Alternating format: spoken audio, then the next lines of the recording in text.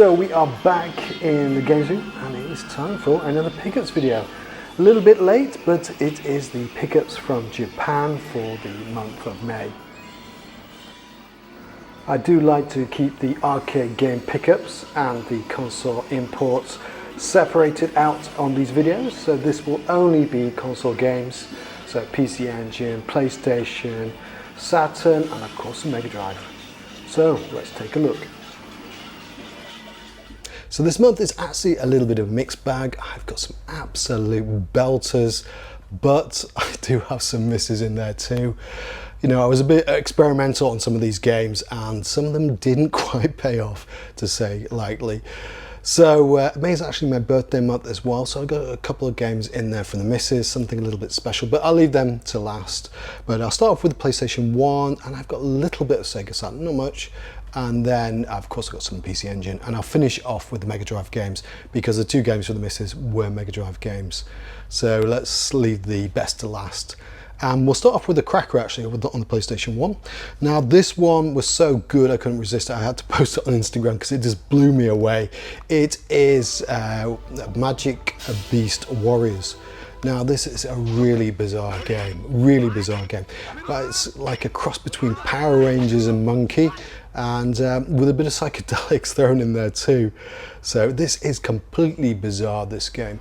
You know, in the early 90s, you know, Pit Fighter and Mortal Kombat were all the rage, and obviously they copied that, the digitalized fighting images, but they did something a little bit special with the backgrounds, to say the least. It's completely bizarre. You know, you got like the Power Rangers sort of rubber suit sort of characters, and you wouldn't believe what you see in the background. It's completely bizarre. You have no idea what's going on, but whatever it is, I'm in. It's completely bizarre. You got like weird alligators or crocodiles, and you've got squids, you've got the Statue of Liberty for some reason. Completely bizarre, but at the end of the day it's actually quite a good fighting game. That's the thing. You know, you play it, it's quite good fun. It's you know, it's a little bit bare bones, but compared to some of the other games out there at the time that were these digitalized fighters, this actually plays really well. So, and the music is outstanding. It's got the coolest rocking soundtrack. It is absolutely unbelievable. I can't recommend this one enough. I really can't. It's completely bizarre. You will not have a clue what the hell's going on, but that's all part of the fun. It's part of the journey that this game takes you on. Believe me, when you start it, if you like your fighters, you would just want to go through it. You want to see all the cutscenes, you want to see all the different characters, because after you beat each character, they sort of bow down to you, and then the next level you can actually choose them. So you will want to plow all the way through it and just see these amazing cutscenes. Absolutely bizarre game. I can't recommend it. And it's a fairly cheap game. I can't remember what I paid for it. It's ages ago I got this one. But however you can play your games, if it's emulation or you can find this one on the cheap, definitely get this one. It's a really good laugh, and pull it out. You will amaze people when you pull that one out. You will stun them. Anyone with a little bit of nostalgia for Monkey as well, you've got to play this one. You really have to. So the next one I've got is a bit more of a dud. It's not terrible. It is what's this one? Armed Fighter. So this is a Banpesto fighter, but it's very, very average. There's nothing special about it. Probably when this came out, it's actually probably quite good, but it's not aged that well. None of these 3D fighters really age that well, to be honest with you. It's pretty bland, but end of the day, the graphics are okay. It does look good even today, but there's just not much to it. There's nothing that really excites you. But again, I can't remember what I paid for this one. I don't think it's particularly expensive. There's also an exclusive as well to Japan. Definitely worth a try if you do love your 3D fighters. If this is your thing, it's worth a try. But if you find, like I do, that some of these 3D fighters are a little bit aged, yeah, you probably want to miss this one. But yeah, for fighters, definitely Mystic Beast Warriors is the one for you. Now the next one is a complete, I wouldn't say a dub, but I just can't play it. So this one completely seems really bizarre, right? This one is UFO, the Day in the Life of. So I saw this one, I saw the cover, and it just, just reached out to me. I thought I'd give it a go. I didn't know what kind of game it was. I honestly thought it was going to be a shooter. Should have done my research, but it's not. It's I don't even know what type of game this is, to be honest with you. It's kind of like I guess it's an RPG. I really can't get into it, but there's some scenes with some bizarre talking lips. I definitely need to find a way to get this translated to play it. I looked online afterwards, and it seems to get fairly okay reviews, but you need Japanese to understand it, even to get through the menu. I got completely lost, but what I saw, it was quite coolly done. The scenes, the atmosphere, it seemed pretty cool, quite interesting, but completely Japanese. So there's a miss for me at the moment, at least. Next one, again, I wasn't particularly impressed with this one. After last month, I showed you the SNES version of the Gundam Wing fighter game, which is absolutely amazing. So this is very, very similar to it, but obviously better graphics. I can't remember, I think this is Gundam Wing The Battle or something like that, this one. I don't think this one got released in the West. I think there is one of them that came in the West, but I don't think this one did, correct me if I'm wrong. It's one of these budget games. It looks pretty decent, but it's just a bit boring, the gameplay.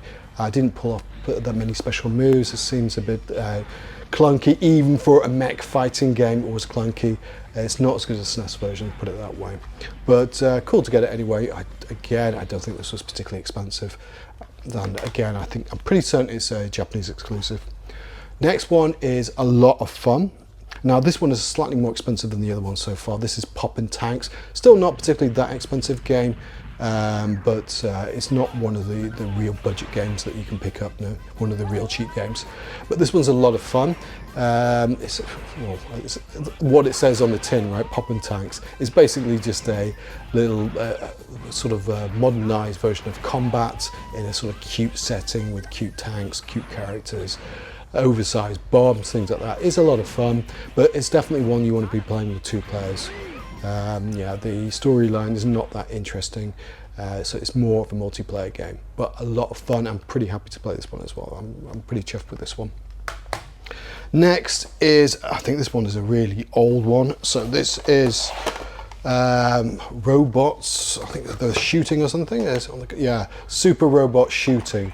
Now I think this is a really early one. It's kind of a 3D shooter, but this one I was tempted by this limited edition or whatever, the special pack with these little chibi guys, little chibi robots, very cool.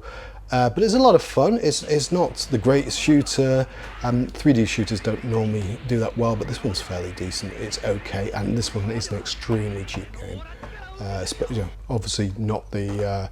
This one's, again, it's not that expensive, even with the little toy chibi things. But the base game itself is, you can pick it up for like maybe 1,000 yen or something, maybe less. It's a very cheap game. It's definitely worth getting. I don't think it got a release in the West. I'm pretty certain it didn't. So the last PlayStation 1 game, I was very disappointed with, unfortunately. Yeah, it's one of my favourite shooters. I've got the arcade of the original game. Didn't even know there was a sequel out there for it. It's Game Paradise 2. I absolutely adore the first one. It's absolutely fantastic. The second one doesn't quite cut it. So unfortunately, actually the first one, the actual arcade version of it, you actually had sort of a 3D sort of backgrounds to it. So they sort of introduced that back into it because it wasn't in the Saturn version. So they introduced it into this version, and unfortunately they decided to go full 3D. Doesn't quite work. You've got all the characters are 3D now, and also they went for this sort of layer section and sort of mechanics in it as well, but it doesn't quite work. I used to love the extra little mini sort of characters popping onto your side as the weapons, but in this one, this layer section sort of mechanics, it doesn't work. It just messes everything up. It makes it really confusing. At least in layer section, it's very clear they're on different levels, while here it just seems to slow everything down, and it makes a complete mess of the game, unfortunately. Was not happy at all. I mean, it looks a fantastic game, it sounds great, looks great, but the gameplay is just not there. It was a complete disappointment. I was absolutely gutted because I was really looking forward to trying to play this one. But yeah, assault to injury as well. A little bit of crack game as well. Didn't quite make it here without getting damaged. So that was the PlayStation 1 games. Some great ones in there, but some disappointment too, unfortunately. Next two Saturn games though, both are fantastic. Well, I think they are anyway. So the first one is Bulk Slash. Now this one, you will absolutely hate it at the beginning. It is so tough to get into. It's a mech fighter, you know, sort of mech, not just fighter, but simulation sort of game. But it's so difficult to get into with the controls. I actually thought it would work with the virtual on arcade stick thingy, but unfortunately I can't get it to work with that one because it would have been great for that. But yeah, the controller is tough to get into it, and you will want to rage quit because you don't know what the hell you're doing. But once you get used to it, it's actually a lot of fun. You see from the footage as well, it looks fantastic and it's very butterly smooth as well. It really does play well. It's a lot of fun once you get into it, and I definitely recommend it, especially if you like your mech games. You will definitely love it. But if you don't like your mech games, then maybe give it a miss. Try an emulation, see what you think, but definitely you probably have to be into your mech games to really truly enjoy that one. Next one, you don't need anything to enjoy this one, you'll just love it. Power Drift, especially if you like your super scalar arcade games. Now, I used to love this back in the day on the Amiga, and so I've got a lot of nostalgia for this game. Never actually played the arcade game of this, so that's one of my bucket list to actually play. But this is a fantastic game. I think it's the nostalgia speaking though. It's also on the PC Engine as well, but this is the version to get. It looks absolutely gorgeous, it plays so well. The Saturn is such a great system for these Sega ages, these Sega scalers that they put on it. Absolutely fantastic. So happy to finally get that one. So next up is the PC Engines games, where I've got some absolute duds in there, to be honest, but let me explain to you how it's where we're going. So I've been looking for some looking for the cheap PC Engine games. I'm trying to bring that sort of nostalgic feeling of just really exploring a system. You know, I'm not doing my research on these games. I already know which are the really good top games, but all these other games, I have no idea, to be honest with you. So I like this feeling of exploring, you know, they're cheap games, so it's not really much of a gamble. Just getting that feeling of nostalgia of choosing a game by its cover, getting it, trying it out, being exciting, and getting the hype when it wins, and getting the disappointment when it doesn't. It's all part of the journey, and I'm enjoying the hell out of it. But I have some duds. So first up is Baby Joe, the superhero. Now, I believe this is an Amiga game, but they should have called it Floating Pile of Crap. It is, I've never seen anything so floaty, and this will just irritate the hell out of you. Always with some of these Amiga games, it's really cheap deaths, and you're constantly dying as well. Anything you touch, you die, and your hitbox just feels really unproportional, so you're just dying all the time. And just to add salt into that wound, they gone and done the screaming baby, you know. At least in like something like Yoshi Island, you know, it's a good game. You can deal with the screaming baby, but this one is a pile of crap. So you don't go full screaming baby on a crap game. You really don't. Definitely a miss. Painful to play. Very painful. I'd love to hear what it was on the Amiga if it was any good, but I can't imagine it being good on the Amiga either. Next one, it was a little bit disappointing because I thought this would be playable. It is Auto Crusher Palladium. Now this one I thought was a good mech fighter, and I believe it is from the pictures on the cover, but unfortunately the menu is text heavy in Japanese, so I couldn't quite build up my character. So yeah, rather than be able to jump in and play, you've got to actually build up your actual mech before you can fight. So I need to learn a bit of Japanese, or I need to get this translated to be able to play this one properly. So I'm not going to say this is a hit or a miss. It's to be discovered later on. To be confirmed. To be decided. So the next one, again, I'm a little bit disappointed. I thought this was going to be a mech fighter as well. I'm not going to say what the name is, you'll see it in the footage, but effectively this is a strategy game rather than a mech fighter, but it looks kind of interesting. So if you like games like Nectaris or things like Advance Wars, this is the sort of game that would sort of interest you. So it's definitely, if I get this translated, I reckon this one would be actually quite playable, quite a lot of fun. And the reason why I got this as well, it's a Messiah game, so I'm trying to get the rest of the Messiah games. So I've got a few more here and a few more duds as well. So the next Messiah game is Devil Hunter Yoko. So this game is not really playable. I mean, it looks absolutely gorgeous, but effectively it is a visual novel. So you've got a couple of choices. Just click and choose which direction you're going to go, which decision you make to progress the storyline. So nothing really for non-Japanese speakers there, but looks fantastic. Next Messiah game, again, I'm so disappointed with this one, but I thought this was going to be really playable. I thought this was going to be a fun sort of racer or something, or a little puzzle game. It's called Wallaby, and yeah, it's very bizarre. I'm not sure really what's going on, but it seems like the world of rabbits have taken over to gambling with wallabies, and so basically the idea is I think you just gamble. You know, I don't know if you even train them. I'm not even sure I was racing them. To be honest with you, it seemed to be like I was racing the wallabies around the track, but I was jumping between wallabies as well, so I'm not even sure what's going on. All I can say is confusing and doesn't work unless you speak Japanese, and even the concept of just gambling and going around the track doesn't seem to be much interest anyway, so definitely I'll give this one a miss, but at least I've got another Messiah ticked off the box as well, the checkbox. The next game I already kind of had, but I wanted to get all the rest of the shooters, and it is Daisafu, if I pronounce it correctly. This is Daisafu Custom. Now this is a really good shooter. It's by Toaplan as well.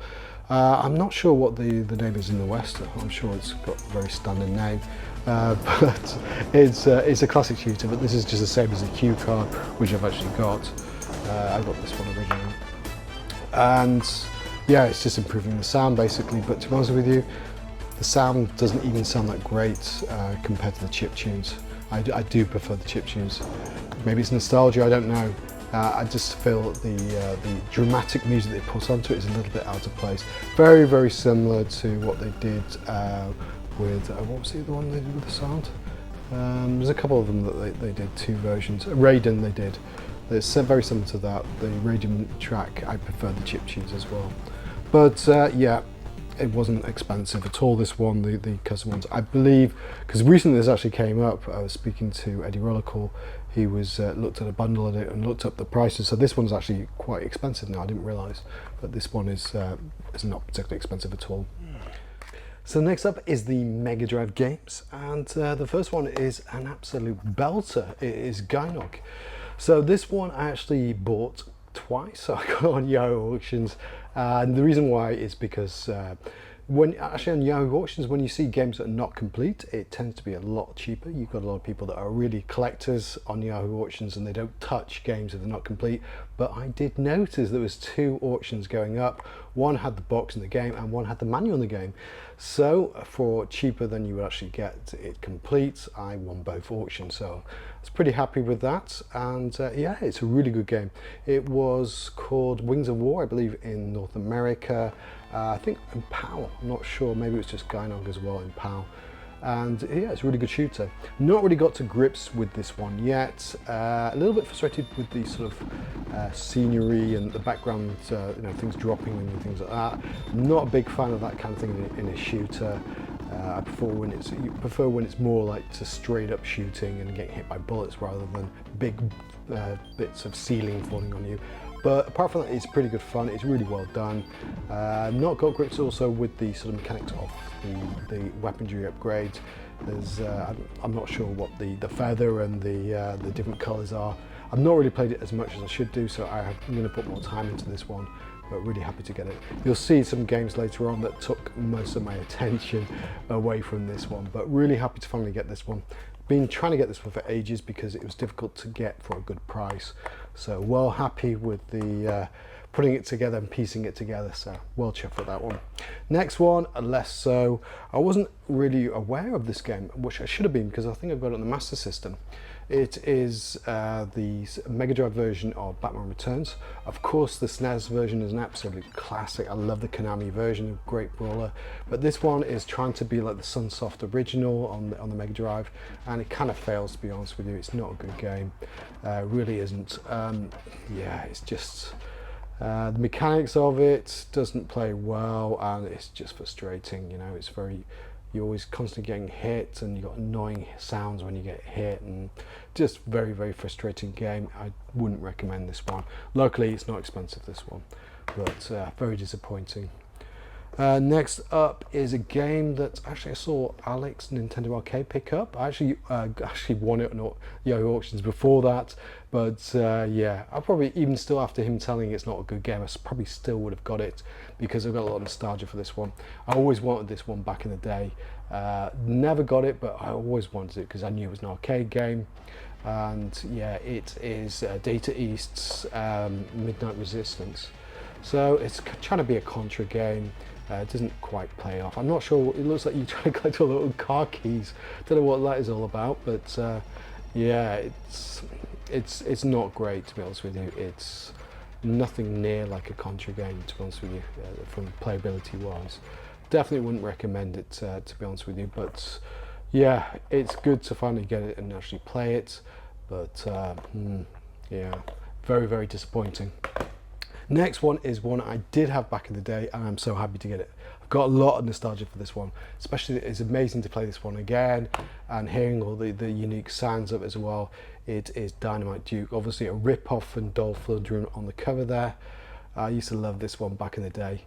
Probably if you haven't played this one before, if you've got no nostalgia for it, it's probably not really highly recommended. It is a cheap game, but yeah, you've got to have nostalgia to really love this one. Again, this is another arcade game. I think it's by Shibu Kaihatsu, so they're the guys that did Raiden. So really happy to get this one back in the collection. I had a lot of fun playing through it. Yeah, hearing those sounds when you pick up the weapons, and fighting those big enemies as well. Oh, fantastic, really fantastic to get. So the next two games are absolute belters. So these are the games that the missus got for me for my birthday. She was sniffing around my holy grail list, my wanted list, and yeah, she's done me good. She really has. So luckily she's got a relative that's recently got married and moved to Japan, so she sourced me these amazing games. The first one is a game, yeah, absolutely belter game. It really is on my holy grail list, but the sequel to it is more expensive and an even bigger holy grail. Don't think I'll ever be able to get that one, but this one will certainly do. It is Battlemania. Or I think in North America it was Troubleshooter. I'm not sure if it got a PAL release or not. I'm not too familiar with that, but it's an amazing shooter. It's very similar to something like Section Z or Forgotten Worlds, that sort of vein. So if you've got two characters with you, so you can shoot backwards, or one shooting backwards, one shooting forwards, or you can get them to both shoot forward. It's a really, really nice shooter, really well done. Absolutely fantastic game. But I need to get more into this one as well. It gets a little bit tricky later on when you sort of, because it's not just going on the side, you have to sometimes go down as well. It can get a little bit tricky, but it is really, really good fun. I'm very happy to get this one. Really happy to get this one. This one I've not got really into the weapon systems into detail to fine tune it and really sort of go through this game and complete it. But I'm going to spend more time with it because the last game is taking up more of my time, to be honest with you. So let's get to the last one because it's an absolute unbelievable one. So next one, yeah, this is a lot of people's holy grails. It is Glade Lancer. So yeah, really chuffed to get this one. Recently it's been reissued. So was it Columbus Games or whatever? They did a re-release of it, and they re-released it. So they did a release and they've done a re-release recently, like an anniversary edition. But really happy to get this one. But the trouble with this one is when you first play it, you need to get used to it. You're either going to vomit or you're just going to be blown away by it. There's so much scaling going on parallax scrolling that yeah, at the beginning you get a bit of a headache. So yeah, you'll die constantly at the beginning, but once you sort of tune into it, when you sort of let your eyes sort of understand what's going on, you get rid of that sort of vomity feeling and you can actually play the game. Because the bullets also very fast as well, so it's very hard to distinguish the bullets from the parallax scrolling. So it's tough at the beginning, but once you get into it, it's actually not that difficult, to be honest with you. The bosses are not difficult at all. Once you get used to it, the levels are fairly short as well, and it's a lot of fun. I like the weapon system as well. I tend to use you could sort of just choose to rotate it and then fix it.